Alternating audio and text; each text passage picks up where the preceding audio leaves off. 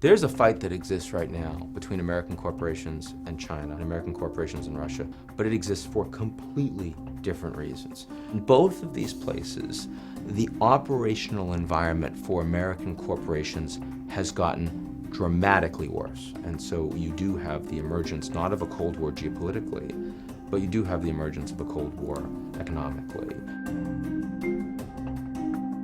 In China, that fight exists because the Chinese system is dominated by state-owned corporations. And so American corporations coming in, they'll have their technology stripped, they'll have their know-how stripped, they'll have their market access squeezed by the legal system in support of the long-term ascendancy of a lot of these Chinese firms. You have a company like Apple, which has had to deal with systematic ripping off of their brand, companies that have been set up in China that so much look like Apple stores that the employees actually think they're working for an Apple store. And the Chinese government has been very loath to actually crack down on those practices because they feel like Apple's making too much money and it's leaving China. They're leaving the low-value stuff in China and all the money's going to Cupertino. Google, which has had an inability to have search because the Chinese government feels like that should be a Chinese space. And the same thing has been true for Twitter, the same thing has been true for Facebook.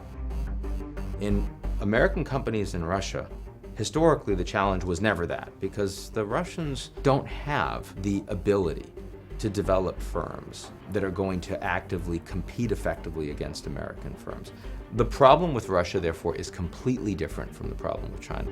Putin right now, 86% approval on the basis of we hate the United States and they want us to go down. The American companies are clearly getting caught in the crossfire. So you have this escalatory environment that is being swallowed in toxic Russian nationalism, and so McDonald's has taken a huge hit.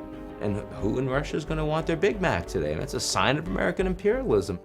American CEOs focus on their business model. They're not trained to think about the geopolitical environment. If it was just about who's got the best, most productive company, there wouldn't be a Cold War on business. But that's not what it's about. States have very different preferences, particularly states that have different political and economic systems, different values, different priorities, when they're big enough to say no.